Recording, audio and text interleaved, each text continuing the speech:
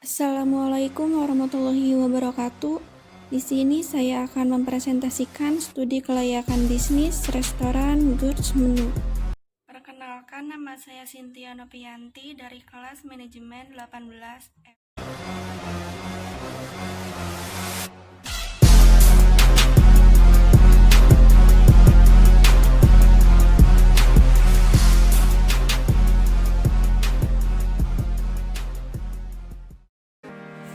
Untuk pembahasan yang pertama, ada identitas dari restoran Goods Menu. Profil perusahaan. Restoran atau rumah makan adalah istilah umum yang digunakan untuk menyebut suatu usaha yang menyajikan suatu hidangan kepada masyarakat. Nama perusahaan itu sendiri adalah Goods Menu, jenis usahanya jasa, kegiatan usahanya yaitu penyedia makanan dan minuman, dan alamat restoran yaitu di Jalan Kosambi, Kelari, Karawang. Restoran Goods Menu adalah restoran yang bernuansa Korea yang berlokasi di Jalan Kosambi, Kelari, Karawang.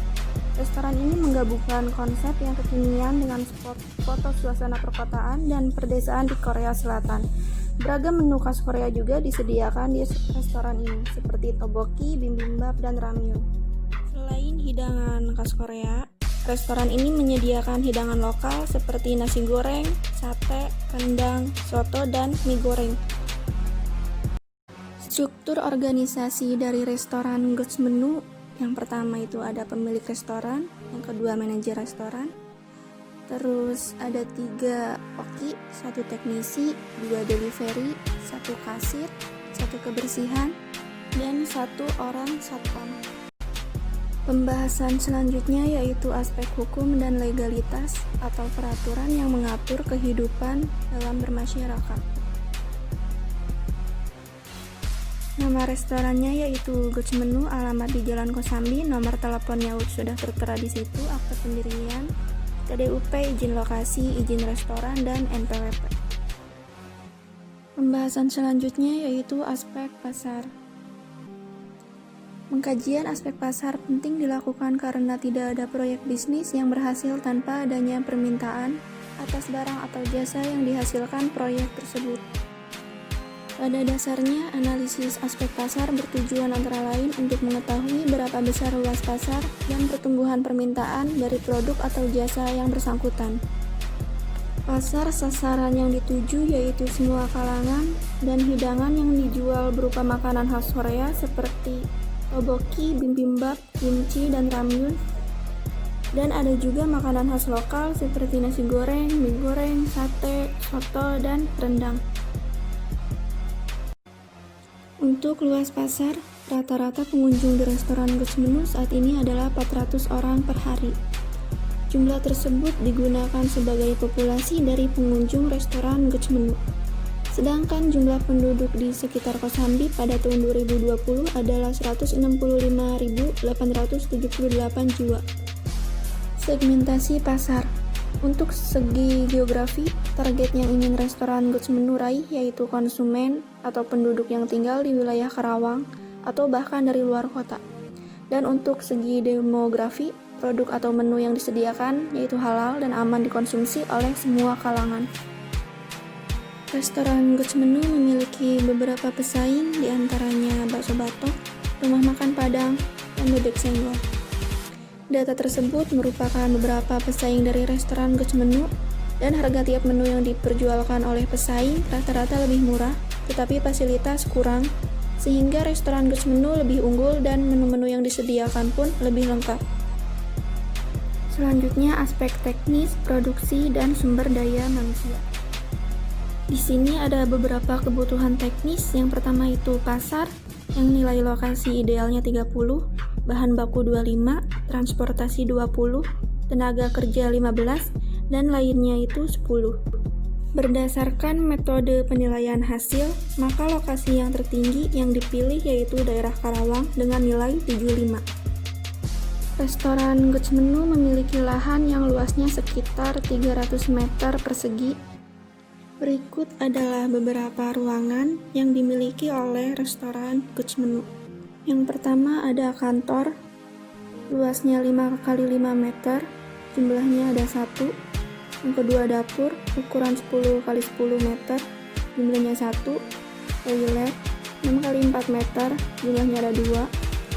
Tempat parkir 40 x 20 meter, ada 1. Dan yang terakhir ada tempat makan ukuran 30 x 10 dengan jumlah 50 kursi dan 15 meja. Siklus produksi. Langkah pertama itu harus pemesanan menu. Langkah kedua, menu dibuatkan. Langkah ketiga, menu selesai dibuat atau finishing. Dan langkah terakhir, menu dihidangkan.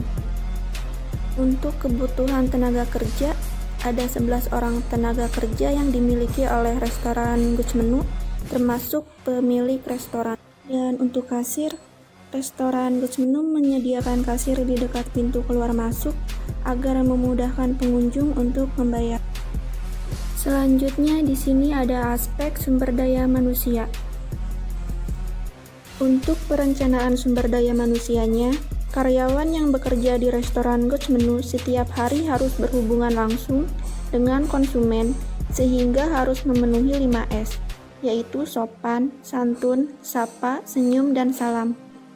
Dan para karyawan pun diharuskan bersikap ramah dan memiliki kesabaran dalam melayani konsumen. Beberapa kriteria yang harus dimiliki oleh para karyawan restoran Guts Menu antara lain berpenampilan menarik, memiliki loyalitas yang tinggi, bertanggung jawab, memiliki sopan santun, dan mau bekerja keras. Pembahasan selanjutnya yaitu aspek finansial. Total biaya kebutuhan investasinya yaitu 35 juta.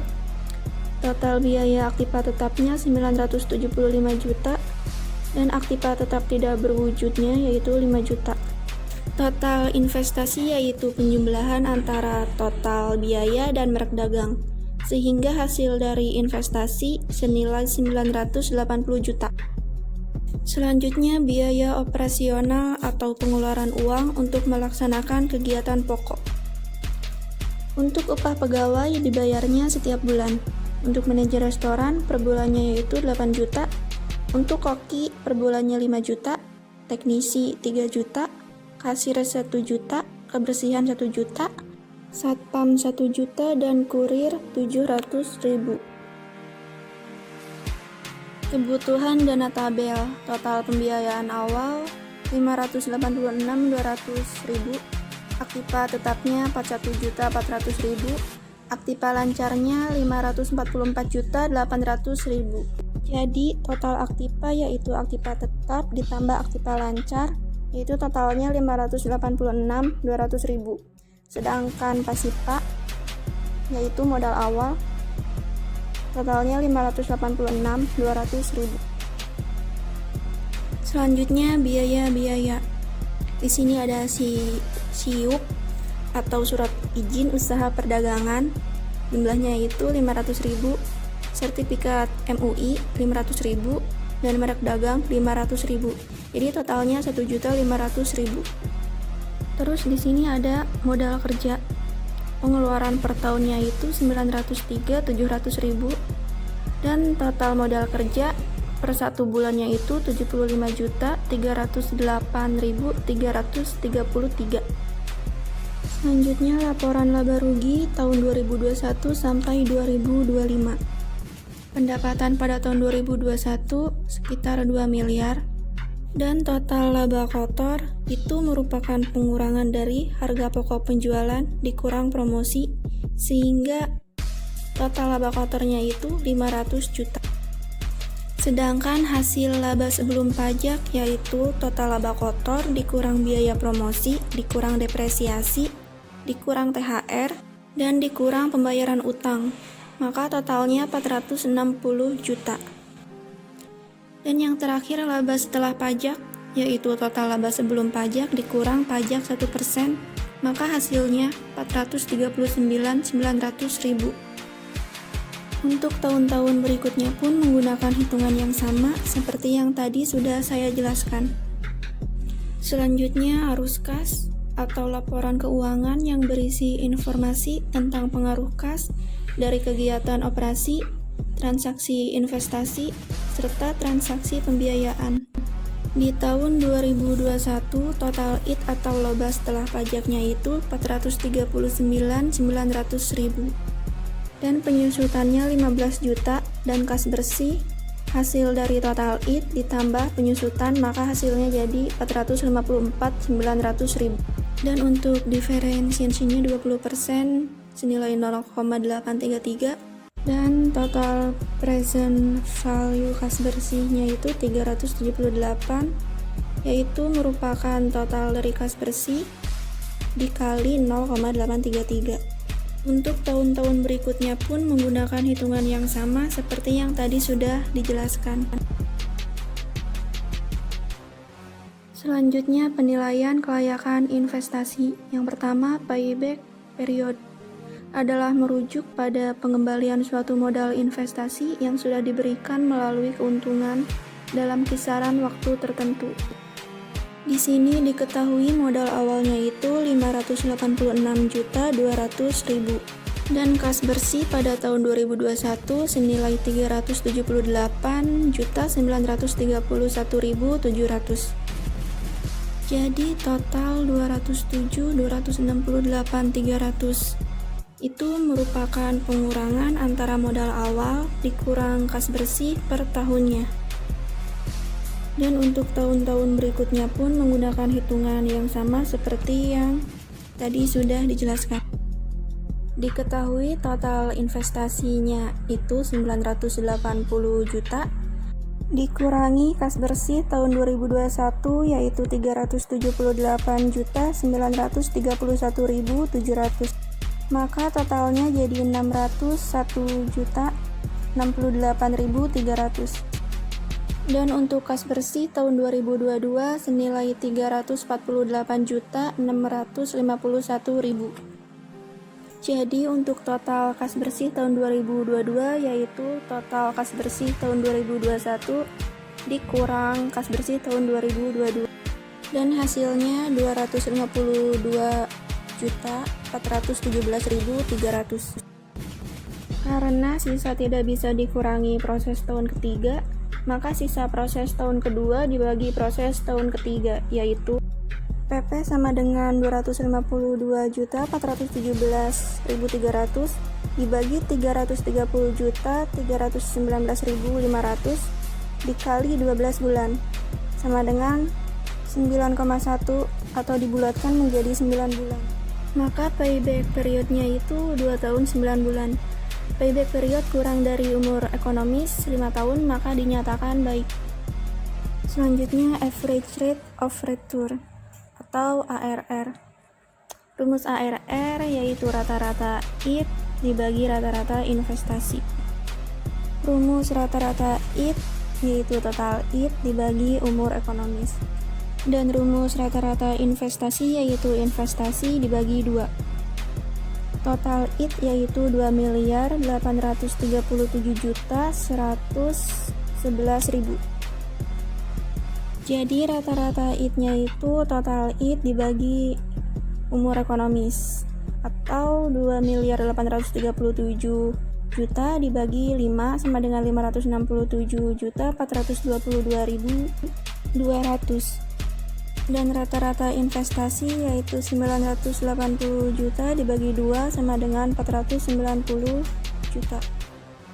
Dan untuk ARR-nya sama dengan 567.422.200 dibagi 980 juta sama dengan 57,9% dibulatkan menjadi 58%. Untuk menghitung net present value atau NPV itu sama kayak kas bersih yang sebelumnya sudah saya jelaskan. Tetapi di sini PV kas bersihnya itu ditotalin. Jadi totalnya itu 1.666.383.902. Jadi di sini sudah diketahui total kas bersihnya itu 1.666.384.000 dan total investasinya itu 980 juta. Maka untuk total NPV-nya itu adalah pengurangan antara total kas bersih dikurangi oleh total investasi, maka hasilnya 686.384.902. Jadi kesimpulannya NPV lebih dari 0, maka usaha dinyatakan layak atau baik. Selanjutnya Profitability Index atau PI. Rumus yang digunakan untuk mencari PI sebagai berikut. PI sama dengan present value kas bersih dibagi present value investasi dikali 100%. Jika kas bersih berbeda setiap tahun, maka mencari PI adalah sebagai berikut. PI sama dengan 1.686.384.902 dibagi 980 juta dikali 100% sama dengan 1,70 kali. Kesimpulannya PI lebih besar dari 1, maka diterima atau baik. Dan selanjutnya perhitungan internal rate of return atau IRR. Rata-rata kas bersih sama dengan 454.900.000 ditambah 499.500.000 ditambah 570.500.000 ditambah 620.211.000 ditambah 770 juta dibagi 5. Jadi totalnya sama dengan 2.915.111.000 dibagi 5 sama dengan 583.022.200. Perkiraan PP sama dengan 980 juta dibagi 583.22.200 sama dengan 1,680. Dan di dalam tabel A2 tahun kelima diketahui yang terdekat dengan angka 1,680 adalah 2,181, yaitu 36%. Jadi kesimpulannya itu perusahaan Goch Menu merupakan perusahaan yang layak karena segala aspek sesuai dari yang diisyaratkan. Restoran Goch Menu membutuhkan dana sebesar 586.200.000 sebagai tambahan modal, dan harga pokok penjualannya itu 1 juta dengan target produksi selama 1 tahun 40.000 menu. Dan di sini juga dijelaskan ada beberapa aspek yang telah dikaji dari restoran Goch Menu yang memiliki legalitas yang layak dan juga keuntungan yang cukup besar. Dari segi teknis, operasi dan sumber daya manusia, restoran ini telah mempertimbangkan tata letak yang sesuai dengan kebutuhan dan kenyamanan pengunjung. Selanjutnya, daftar pustaka. Sumbernya itu dari makalah studi kelayakan bisnis yang berjudul Analisis Studi Kelayakan Bisnis Restoran Goch Menu. Yang terakhir ada beberapa testimoni dari teman-teman saya. Ada dari Fitriana Demiko, Darkina, Tiara Dewi, dan Nabila Nursyifa. Sekian presentasi dari saya, selebihnya mohon maaf kalau ada kesalahan kata atau ucapan. Terima kasih. Wassalamualaikum warahmatullahi wabarakatuh.